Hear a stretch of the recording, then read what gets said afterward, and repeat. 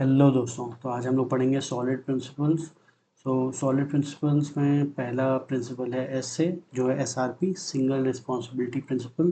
तो ये किसने दिया था? ये दिया था रॉबर्ट सी मार्टिन ने, जिनको हम लोग अंकल बॉब बोलते हैं।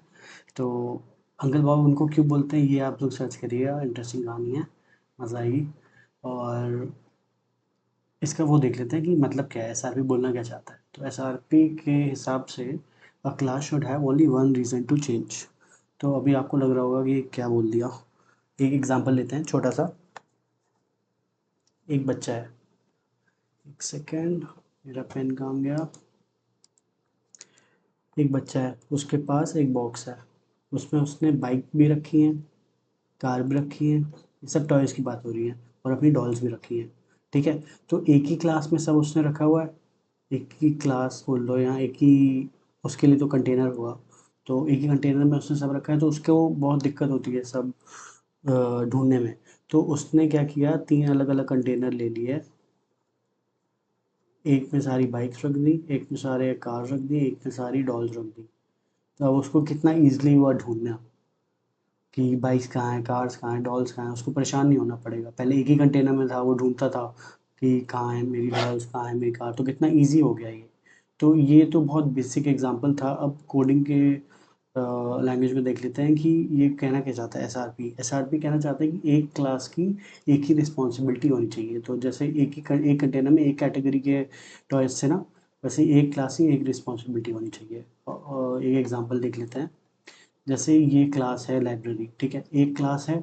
अब इसमें इसकी कितनी रिस्पॉन्सिबिलिटी है, ये क्या क्या काम कर रहा है, आओ आइए वो भी देख लेते हैं।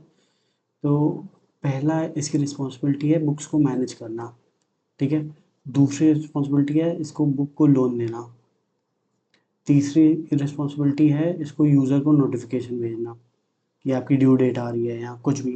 मतलब तीन तीन फंक्शनैलिटी, तीन रिस्पॉन्सिबिलिटी ये क्लास हैंडल कर रहा है। तो क्या ये एसआरपी के लिए, एसआरपी के हिसाब से क्लास बना है, ऐसा बोलेंगे?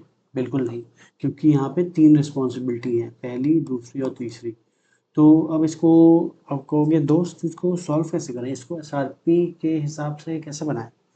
कोई बात नहीं, इसका भी एग्जांपल देख लेते हैं। तो इसमें हमने क्या किया, इसमें एक क्लास था, इसमें हमने तीन क्लासेस बना दिए। तो बुक मैनेजर का एक क्लास बना दिया जो मैनेज कर रहा है बुक्स को, ऐड या रिमूव को। लोन मैनेजर का एक क्लास बना दिया जो बुक लोन देने में मैनेज कर रहा है।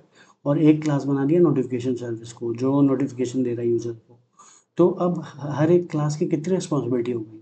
बुक मैनेजर सिर्फ बुक मैनेज कर रहा है, तो उसकी एक रिस्पॉन्सिबिलिटी।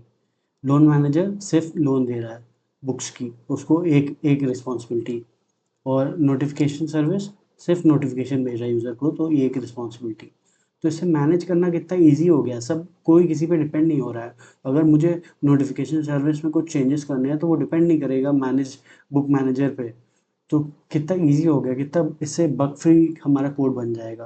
तो इसको हम लोग समराइज़ कैसे कर सकते हैं? तो समराइज़, एक तो जो आपको इंटरव्यूअर को बोलना है एक लाइन कि a class should have only one reason to change. तो इसके पास सिर्फ एक रीज़न है मैनेज करने का, इसमें लोन और इसमें नोटिफिकेशन देने का। पहले ऊपर हमारे पास तीन तीन रीज़न थे, एक ही क्लास में तीन रीज़न थे, तीन रिस्पॉन्सिबिलिटीज़ थी। तो पहले रीज़न क्या है, अगर बुक मैनेज में चेंज करना है तो यहाँ पे एक एक चेंजेस कर देंगे। ठीक है, मतलब एक रीज़न मिल गया, दूसरा रीज़न ये मिल गया, तीसरा रीज़न ये मिल गया। लेकिन नीचे वाले एग्जांपल में हर क्लास में सिर्फ एक ही रीज़न है चेंजेस करने का। तो जैसा कि अभी हमने डिस्कस किया, इंटरव्यूअर डेफिनेशन तो हमें याद करनी है। Class should have only one reason to change. Each class should have only single responsibility. वो भी हमने देख लिया कि सब क्लास की एक रिस्पॉन्सिबिलिटी है। लेकिन फिर एक बात आपको बहुत ध्यान रखनी है। आप कहोगे दोस्त आपने ये तो कह दिया था कि एक क्लास की एक ही रिस्पॉन्सिबिलिटी होती है, एक क्लास का एक ही काम होता है, लेकिन इसका ये मतलब नहीं है कि एक क्लास में सिर्फ एक ही फंक्शन होगा। ये कभी मत बोल देना, इंटरव्यू कहेगा रटी रटाई डेफिनेशन बोल दी है, इसको कुछ नहीं आता है। तो इसको आप ऐसे बोल सकते हो उसके सामने कि it doesn't mean a class should have only one method, rather it ensures that all method contribute to a single cohesive purpose। तो अब जैसे यूज़र मैनेजमेंट का एक पेन को क्या हो गया, यूज़र मैनेजमेंट का एक मेरा क्लास है, यूज़र मैनेजमेंट का एक मेरा क्लास है। तो ये क्या कर रहा है, ये लॉग आउट भी कर रहा है, फंक्शन देख रहा है, लॉगिन भी कर रहा है। ठीक है, फंक्शन दो है इसमें, लेकिन उसका पर्पस एक ही है कि यूज़र को मैनेज कर रहा है। ठीक है, उसके सेशन को मैनेज कर रहा है। अब ऐसा नहीं है कि यूज़र मैनेजमेंट आपने क्लास बना दी, उसमें आपने वो भी डाल दिया कि पेमेंट भी करवा रहे यूज़र से सब्सक्रिप्शन की, है ना? तो वो नहीं चल पाएगा। तो एक क्लास का एक ही पर्पस होना चाहिए, एक रिस्पॉन्सिबिलिटी होनी चाहिए। तो इसके बेनिफिट्स देख लेते हैं कि आप क्या बताओगे उसको। एक तो मेंटेनेबिलिटी बता सकते हो कि एक को रिस्पॉन्सिबिलिटी, मतलब एक क्लास को चेंज कर रहे हैं तो दूसरा क्लास को अफेक्ट नहीं कर रहा है। जैसे बुक लोन्स को चेंज कर रहे हैं तो नोटिफिकेशन को अफेक्ट नहीं कर रहा है।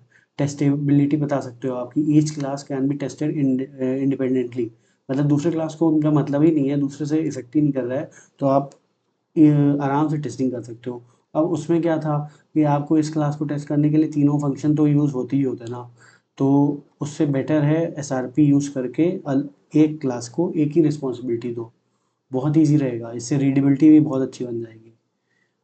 तो यही था एसआरपी, देखा कि तो बहुत ईजी है, बहुत ईजी, अगर एग्जाम्पल से आप समझोगे तो बहुत ईजी है। बस वही है, मेन यही याद रखना कि एक क्लास की एक रिस्पॉन्सिबिलिटी का ये मतलब नहीं है कि एक क्लास का एक मेथड ही बनेगा। ये इंटरव्यूअर फंसा देता है, समझ जाता है कि ये तो रट के आया डेफिनेशन, इसको असली में मतलब नहीं पता है। मेथड जितने भी हो उनका पर्पस एक होना चाहिए, जैसे यूज़र मैनेजमेंट का एग्जांपल उनको आप दे सकते हो।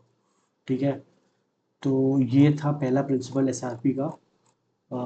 ये आएगा एस आर सॉलिड प्रिंसिपल की प्लेलिस्ट में। सारे प्रिंसिपल उसमें एक्सप्लेन होगा, ये पहला वीडियो है। तो आप कमेंट करके बताइएगा कि और क्या क्या इसमें इम्प्रूव हो सकता है। बाकी लाइक और शेयर ज़रूर करिएगा। तब तक के लिए धन्यवाद, मिलता हूँ दोस्तों, बाय।